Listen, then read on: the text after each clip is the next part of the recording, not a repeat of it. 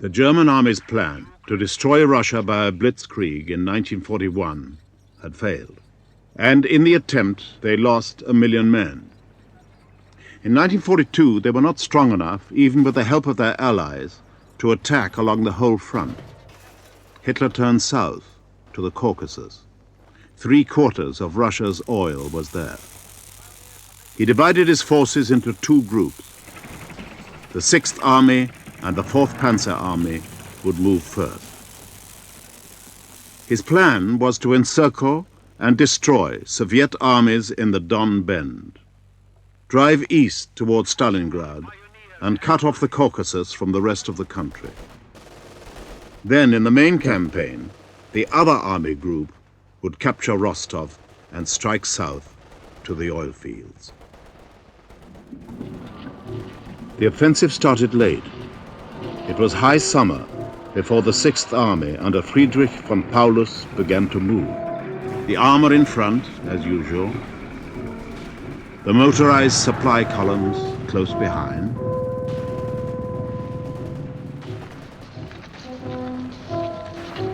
The foot soldiers slogged along in the rear.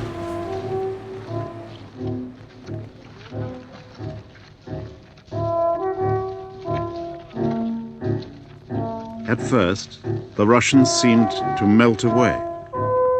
No matter how far the Germans advanced, the Red Army always eluded them.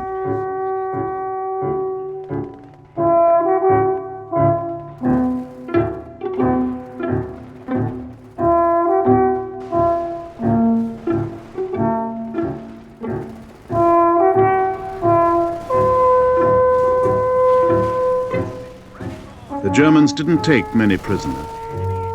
They captured territory and towns.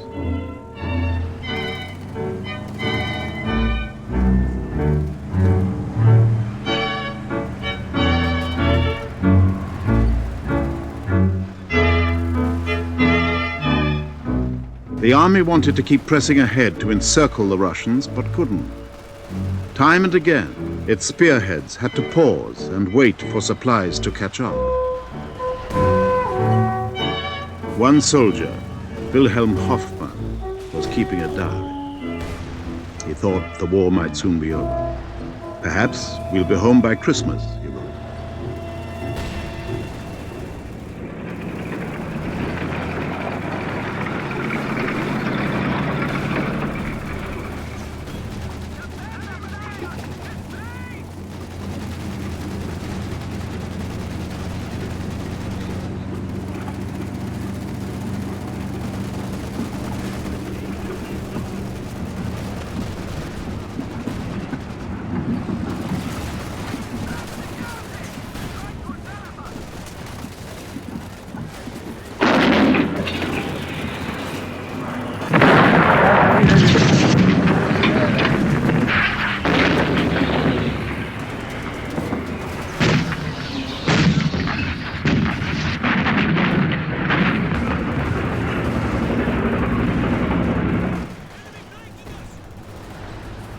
The Russians had lost 250,000 troops in the spring.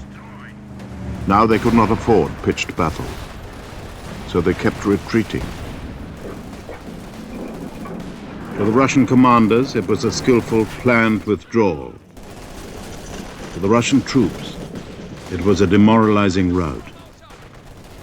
To Hitler, it was a crushing victory. He thought the Russian armies had been wiped out. So, with the offensive barely 2 weeks old, he started to shift his armies south. At the end of July, his troops entered Rostov, the key to the Caucasus.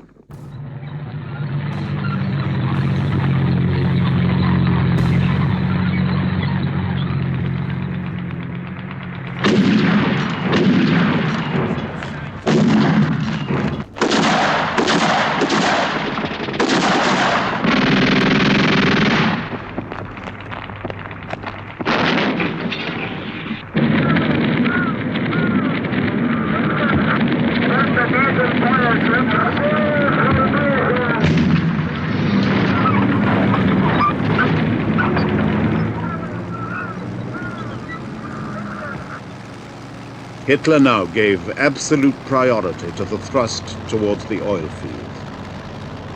He unleashed his fresh southern armies. He diverted the 4th Panzer Army south. He stripped the 6th Army of its fuel and most of its armor and sent them south too.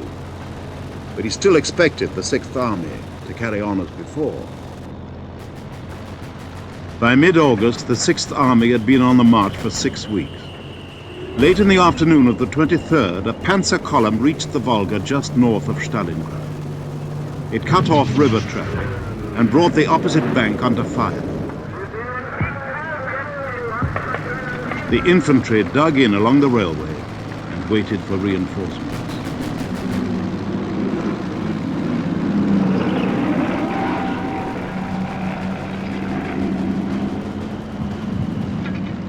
Though the 6th Army's original mission was now accomplished, Hitler now expected them to take the whole city. Stalingrad was built on bluffs overlooking the Volga and stretched 15 miles along its western bank. The old town, log huts and wooden buildings in the south, a modern center, steel and concrete. To the north, 3 large factories, with workers housing nearby. The whole city lay on hilly ground, scored by deep ravines. The Soviet showpiece, Stalin had named it for himself.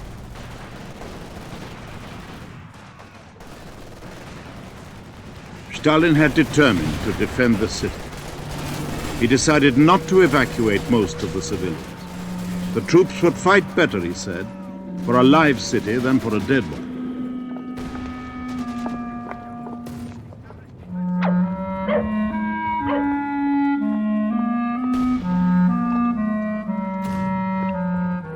Air defenses were improvised. Half the anti-aircraft guns in the town had women crews. The workers' militia was recruited. Stalin had coined the slogan, "Not one step back." Troops and security police patrolled the streets. It wasn't all coercion. There was fear of the Germans and patriotism and communist zeal.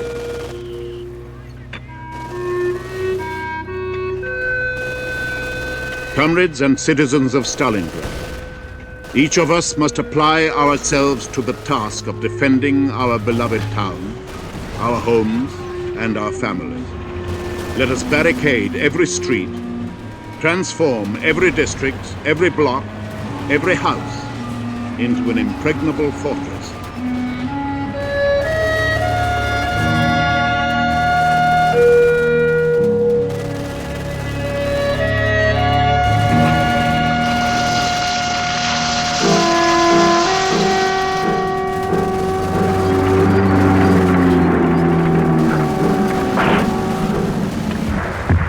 The 6th Army had not reached the Volga in enough strength to take Stalingrad on its own.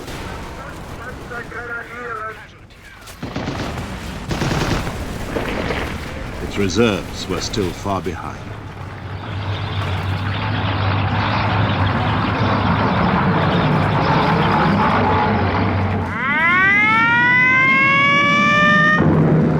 The Luftwaffe was called in to help the ground forces.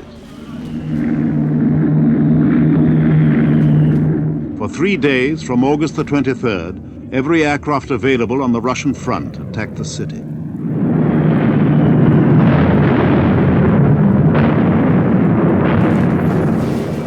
Almost the only defense came from the gunboats on the Volga and from the batteries on the opposite shore.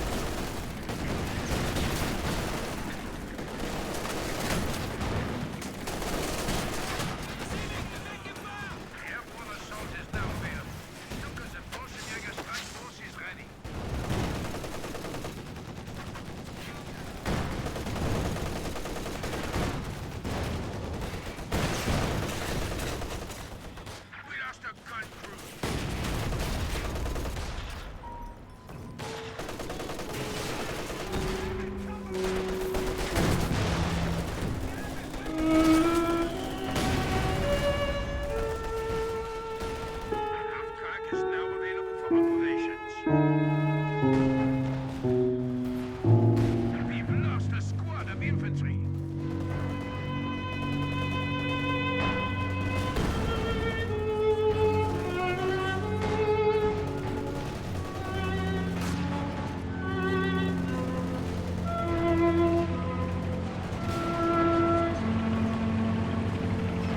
The city did not fall to air attack, and the shattered buildings were transformed into fortresses.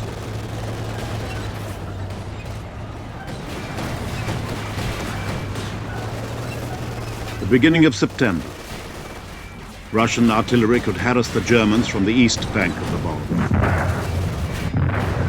But the Russian reserves were useless unless they could cross the river and be brought into the city. There were no bridges, and by day, river ferries were under constant Luftwaffe attack. As long as the Russians held any of the western bank, they could send troops into the city.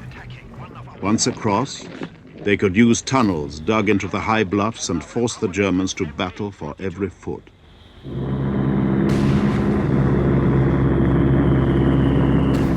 The German armies held the initiative, but they were at the very end of a precarious supply line. All their troops were committed to the offensive. They had no reserves left if anything went wrong.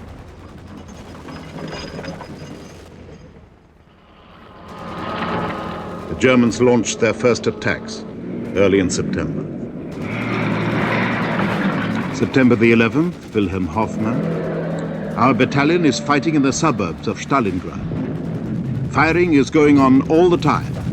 Wherever you look is fire and flame. Russian cannon and machine guns are firing out of the burning city. Fanatics.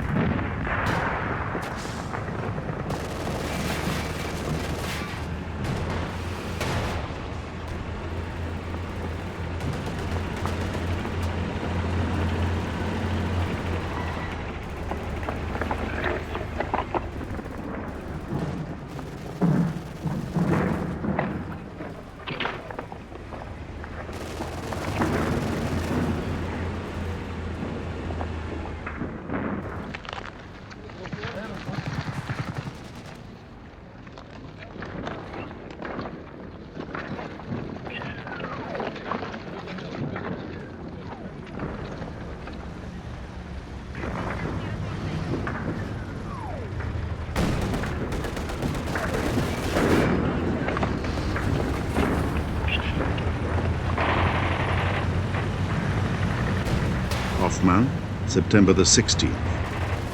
Our battalion, plus tanks, is attacking the grain elevator. The battalion is suffering heavy losses. The elevator is occupied not by men, but by devils that no bullets or flames can destroy. September the 18th. Fighting is going on inside the elevator. If all the buildings of Stalingrad are defended like this, none of our soldiers will get back to Germany. September the 20th. The battle for the elevator is still going on. September the 22nd. Russian resistance in the elevator has been broken. Our troops are advancing towards the Volga. We found only about 40 Russians dead in the elevator. The German Army High Command, 1,000 miles away, was beginning to have second thoughts. General Halder, Chief of Staff, had not seriously opposed Hitler's directives earlier in the year. Now, with the original strategic objectives accomplished, he urged caution, but in vain. A member of Halder's staff observed that the Führer used to move his hands in big sweeps over the map. Push here, push there. It was all vague and took no account of practical difficulties. Halder refused to take the responsibility for continuing the advance with winter approaching. Hitler said, "We now need National Socialist ardor rather than professional ability to settle matters in the East. Obviously, I cannot expect this of you." He sacked Halder and replaced him by General Zeitzler, who was thought to be a genius at logistics, a man who would know how to move armies where he, Hitler, wanted them to go.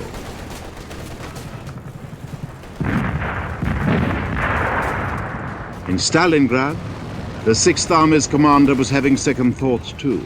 Von Paulus's troops were not used to fighting hand-to-hand in bombed-out cities.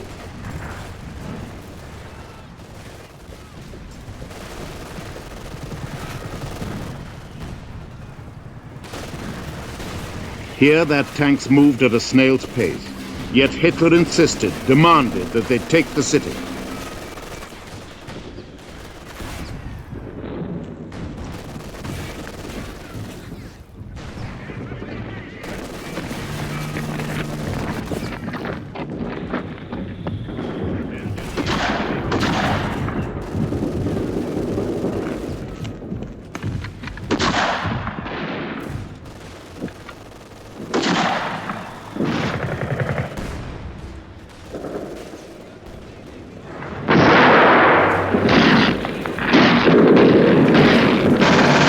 Russian soldier Anton Goznik, he moved back, occupying one building after another, turning them into strongholds.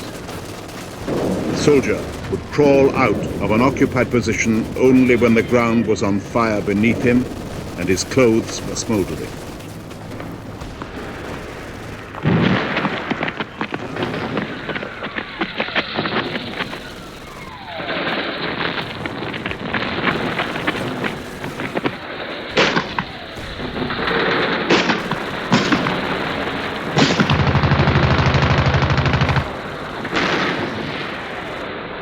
September the 26th, Hoffmann complained about the way the Soviets fought. "We don't see them at all. They've established themselves in houses, in cellars. They're firing from all sides, including from our rear. Barbarian. They use gangster methods."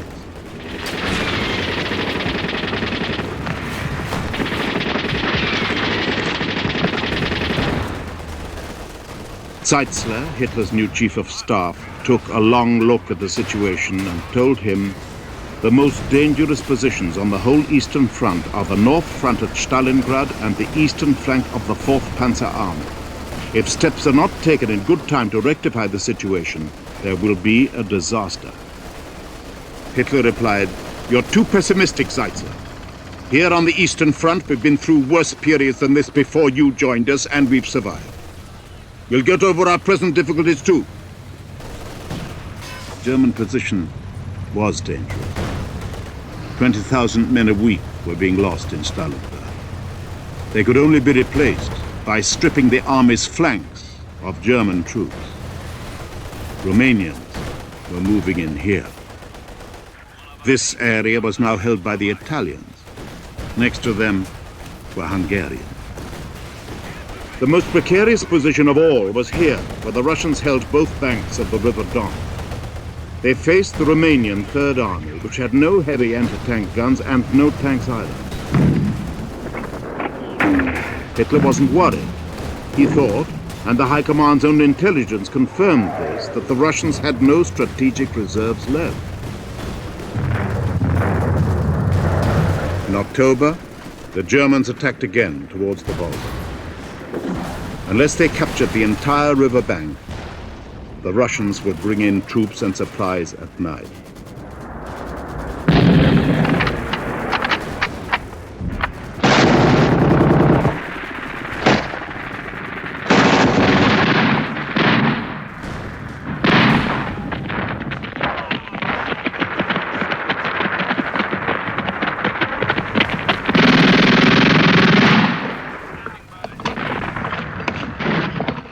Wilhelm Hoffmann, October the 4th. A lot of Russian Tommy gunners have appeared. Where are they bringing them from? Another German wondered, were we really going to have to fight through another of those dreadful Russian winters? Hoffman on October the 14th. It's been fantastic since morning. Our aeroplanes and artillery have been bombing the Russian positions for hours on end.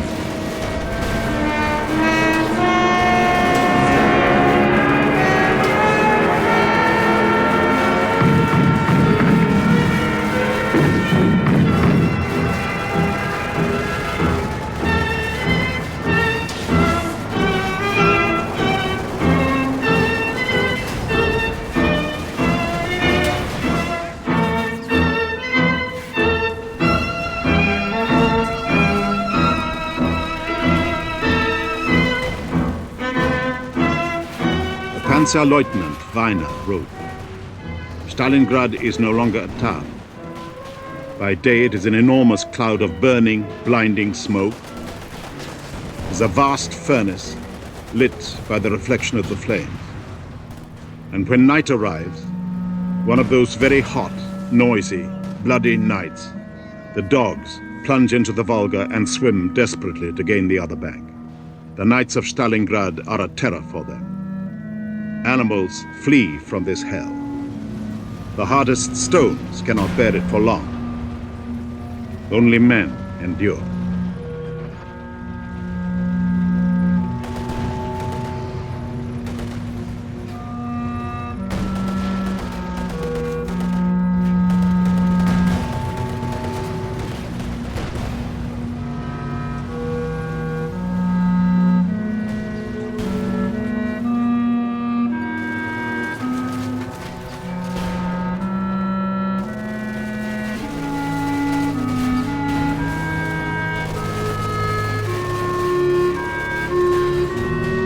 Hoffman's diary, October the 22nd. Who would have thought, 3 months ago, that instead of the joy of victory, we would have to endure such sacrifices and torture, the end of which is nowhere in sight. The soldiers are calling Stalingrad the mass grave of the Wehrmacht. From far behind Stalingrad, long columns of Russian tanks and men came that autumn. But only a trickle went to Stalingrad, just enough to keep it from collapsing. The rest went to assembly areas north and south of the city.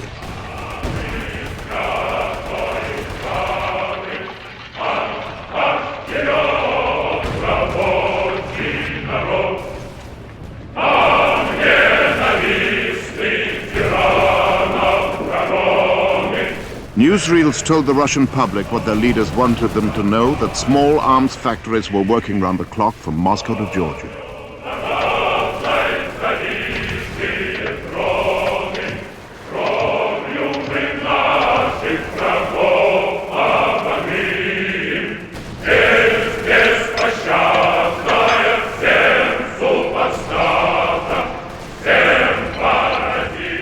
Sweethearts were writing letters about production quotas,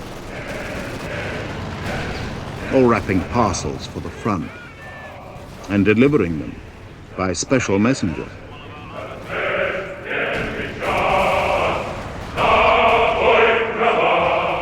Youth groups could adopt their own tanks and even pose with their crews. Groups of workers could buy their own Stormovik and send it off to shoot down Hitlerite invaders. But the underlying message was clear.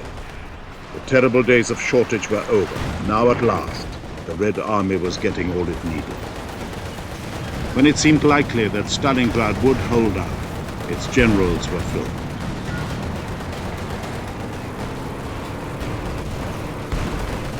General Yeremenko, commander of the Stalingrad front, found time to distribute medals. Stalin's speeches were much read to the troops. There was even a Stalingrad oath. Its burnt-out houses, its ruins, Its very stones are sacred.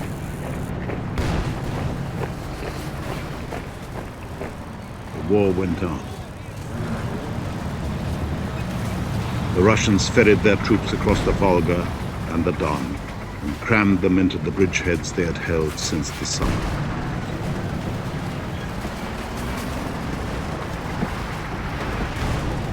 The Russians dug in and waited.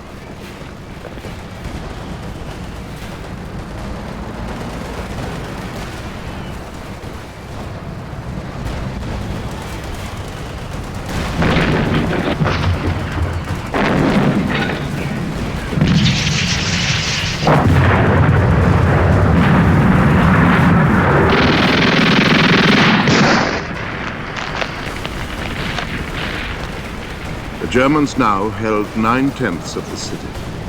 On November the 8th, Hitler made an after-dinner speech in Munich. Sondern ich wollte zur Wolga kommen. I wanted to get to the Volga, at a particular point where stands a certain town, bears the name of Stalin himself. I wanted to take the place, and you know we've done it. We've got it, really, except for a few enemy positions still holding out.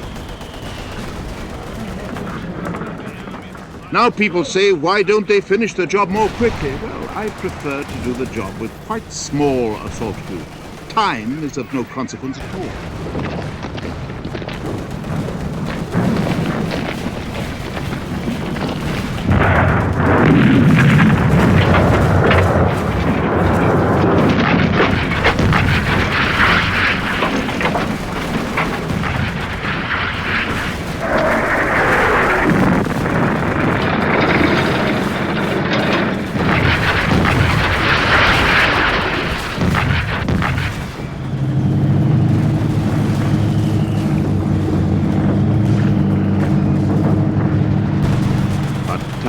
Was creeping up on the Germans. Even before Hitler's speech, the Russian winter had begun.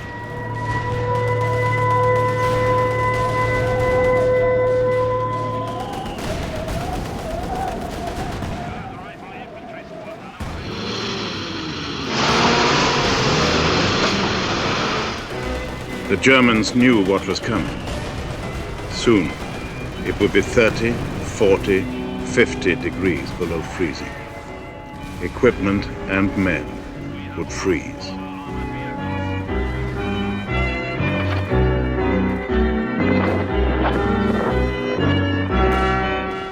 But the Russians would keep going.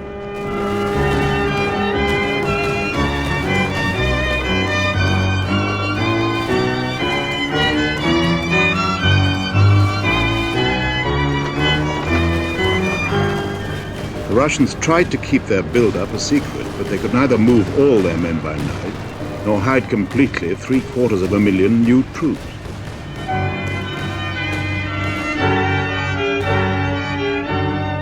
On November the 10th, von Paulus asked Hitler to let him withdraw from Stalingrad. Hitler told him to keep attacking. The Russian build-up went on.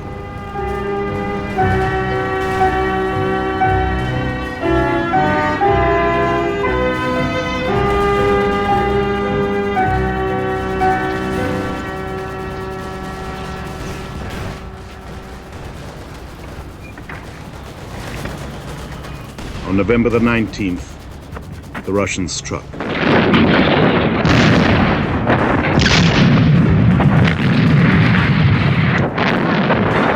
They attacked the Romanians from the north, and 2 days later, from the south.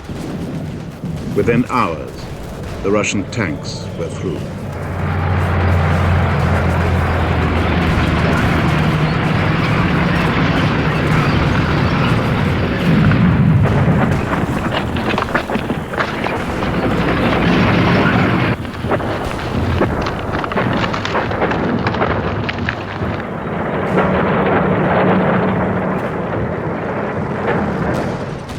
Russian plans were ambitious. Their two pincers would cut through the Romanians and link at Kalach. That would trap the German Sixth Army. They would reduce the Stalingrad pocket and could then strike southeast towards Rostov. That would trap all the Germans in the Caucasus. Just 4 days after the offensive began, the two Russian armies did link up. It had all gone so quickly there was no time to film it, so it was reenacted for the camera.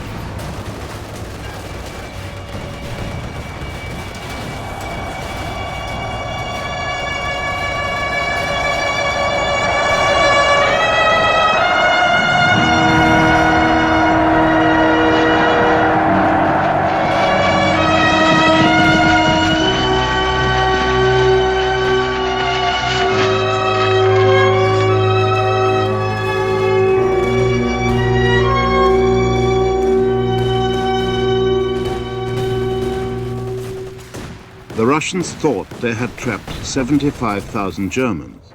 In fact, 250,000 men were cut off.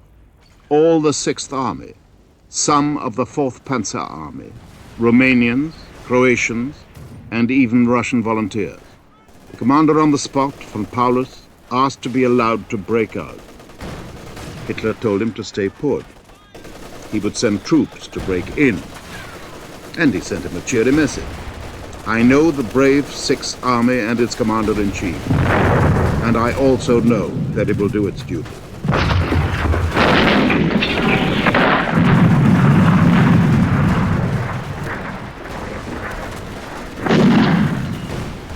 But the army still had to eat.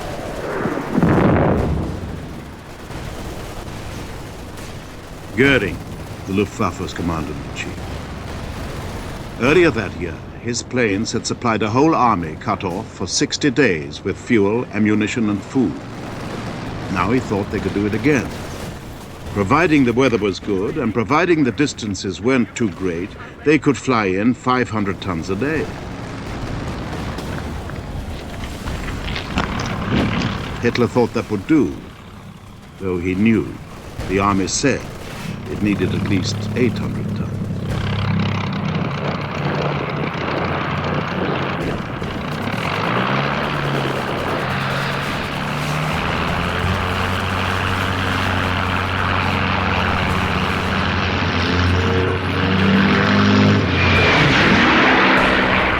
The Russians were waiting.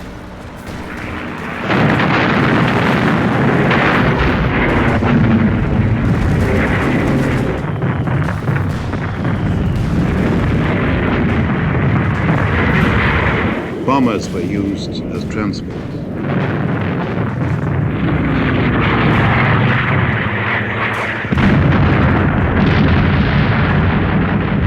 The weather was vile.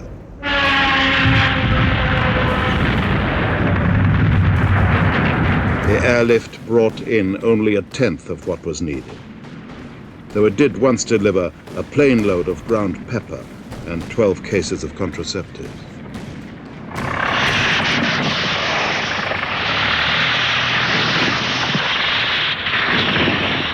The Russians did not attack the 250,000 troops in the pocket directly. They were not yet strong enough. Instead, their armies drove westwards, and the further they drove, the wider grew the gap between the Germans besieged in Stalingrad and their would-be rescuers.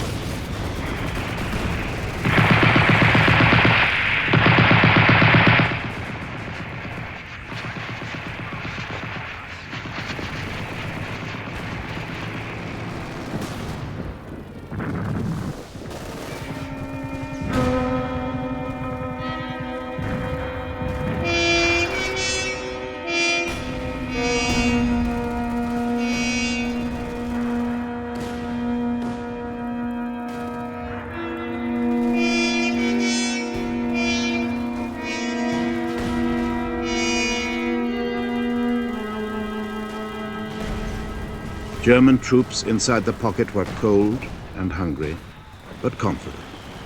They settled down, ready to move when their rescuers got close enough. But they never came.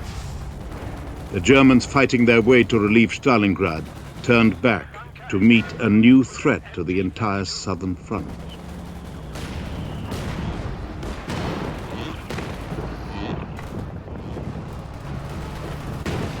The Germans in the pocket were on their own.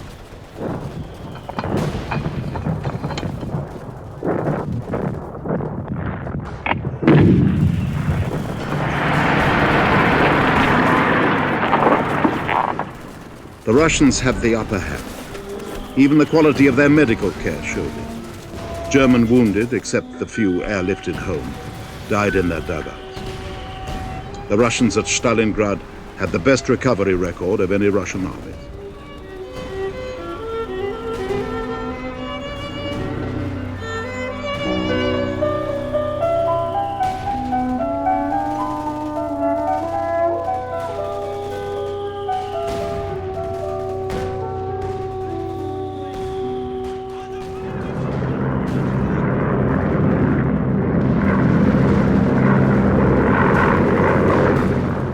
The Russians now had mastery of the air. Their bombers were virtually unopposed. Hitler was obsessed by Stalingrad. The Russians too. They could have left the men trapped there to freeze and starve. Instead, they massed 7 armies round the pond.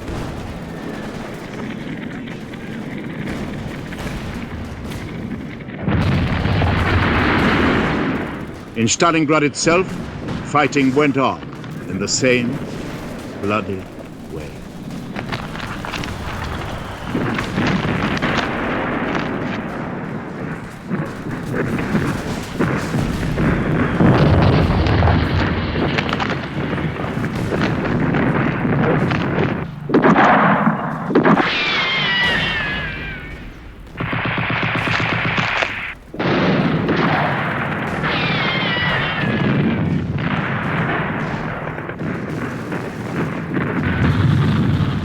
Christmas Eve in Germany, the radio broadcasts this live message from the troops in Stalingrad.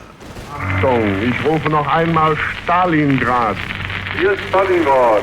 Hier ist die Front an der Wolga. But it was a fake. Broadcasts from Stalingrad had stopped a week before.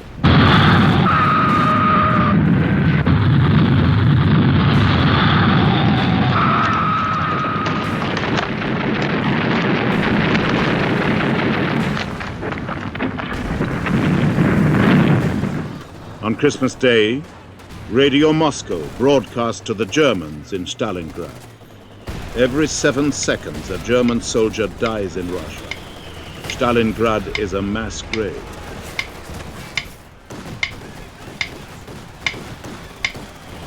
The ticking and the message went on all day.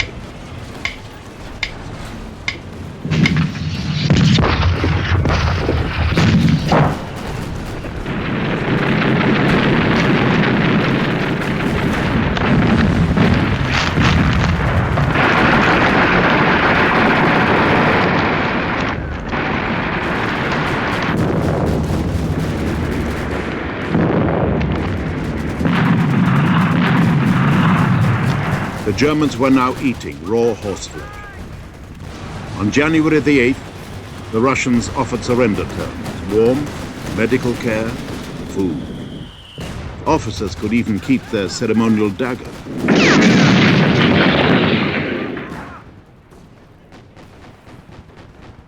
Hitler refused. Every day the 6th Army holds out, he said, helps our situation everywhere else on the front. January the 10th, the final Russian assault.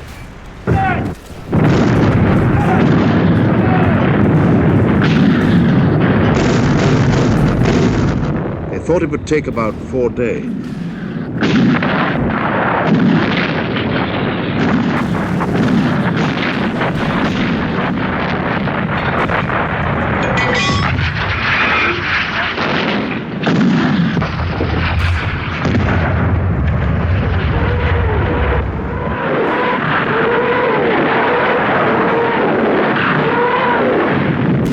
But 2 weeks later, they were still fighting.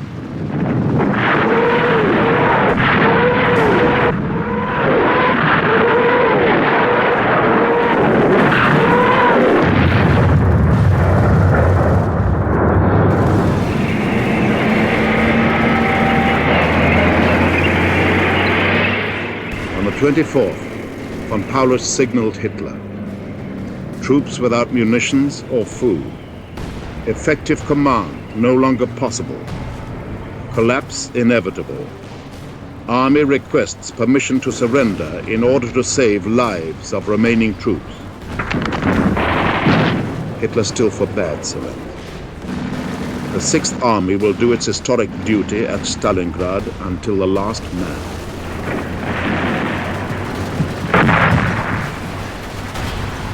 But German soldiers and German officers were already giving themselves up.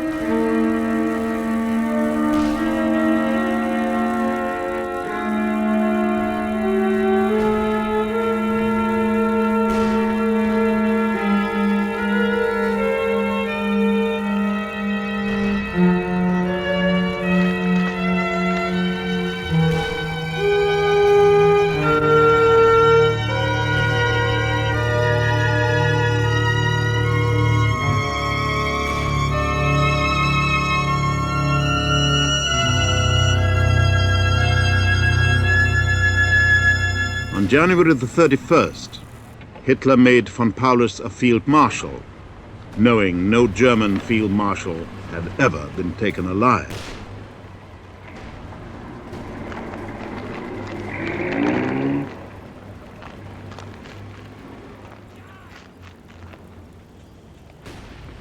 The same day he was promoted, von Paulus surrendered.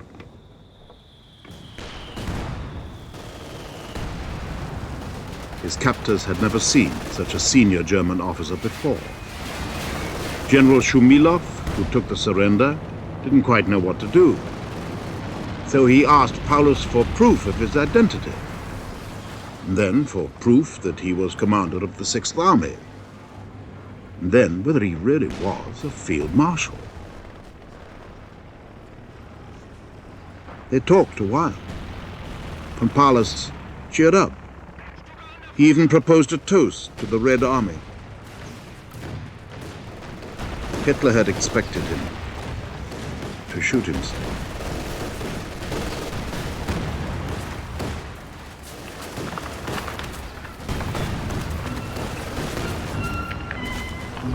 It was not an ordinary defeat. It was a catastrophe.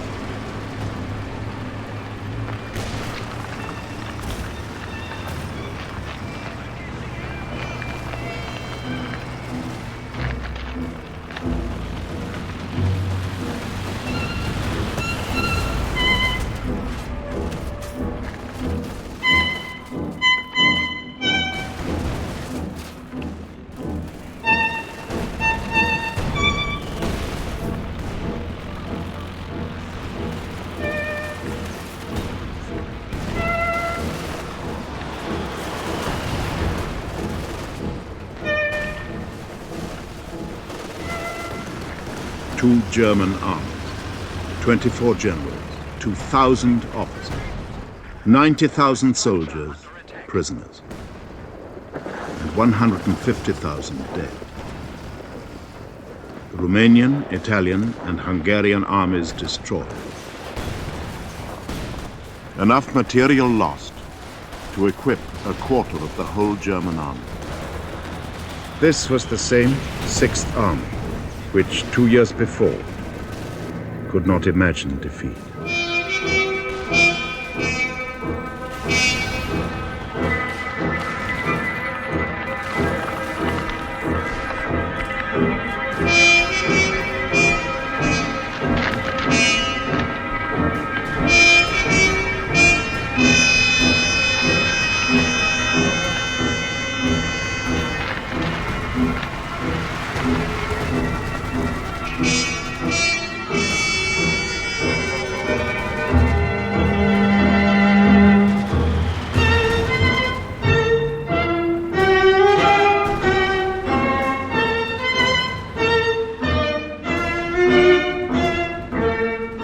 Prisoners were marched off to camps. 50,000 died within weeks of cold, malnutrition, and typhus. Of all but 100,000, only 6,000 ever returned home.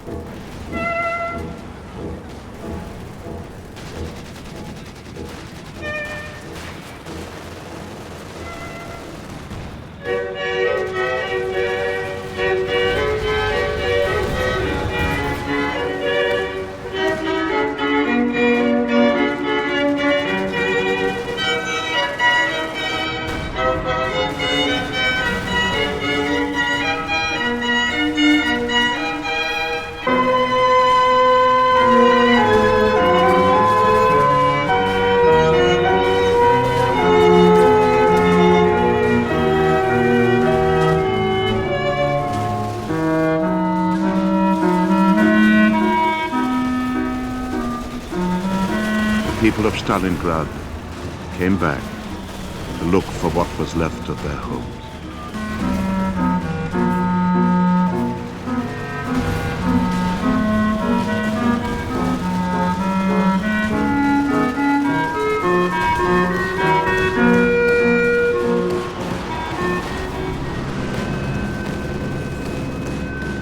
When it was all over, a Russian soldier said, "Germans are funny fellows, coming to conquer Stalingrad in shiny leather boots.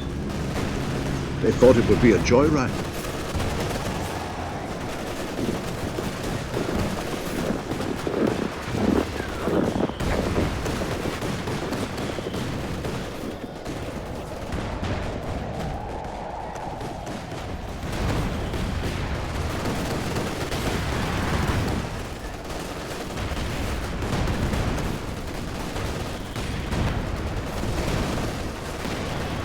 When it was all over, Hitler said, "What is life? Life is the nation. The individual must die anyway. Beyond the life of the individual is the nation."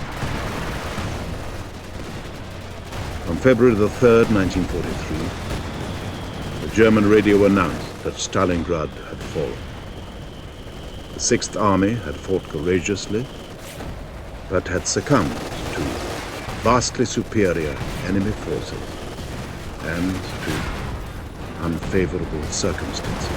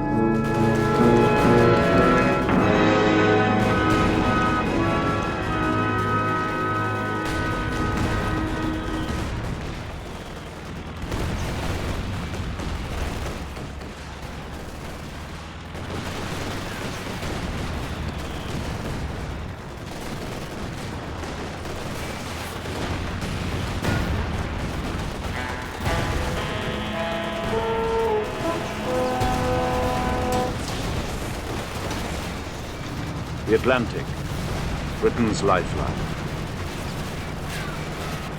Treacherous enough in peacetime. In war, black with men.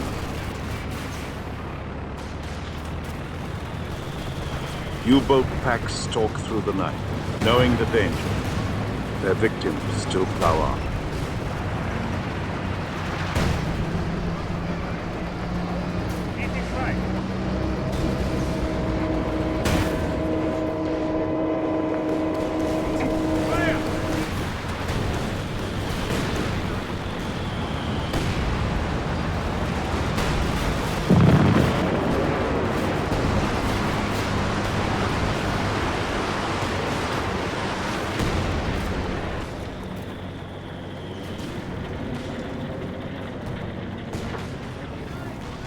Ships and cargoes go down. Their crews, some of them, survive. But early in 1943, it is Britain's survival and the Allied hopes for victory over Germany which are in doubt.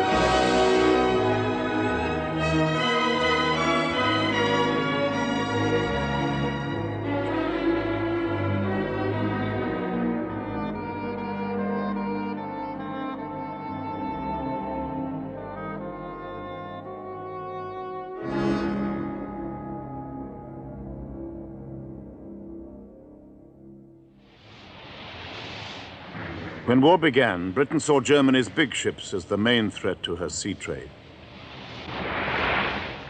So did the Germans.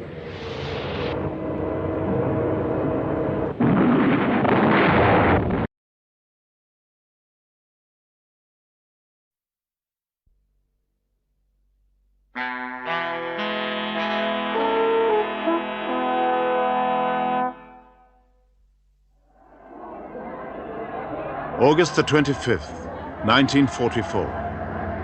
Paris was liberated.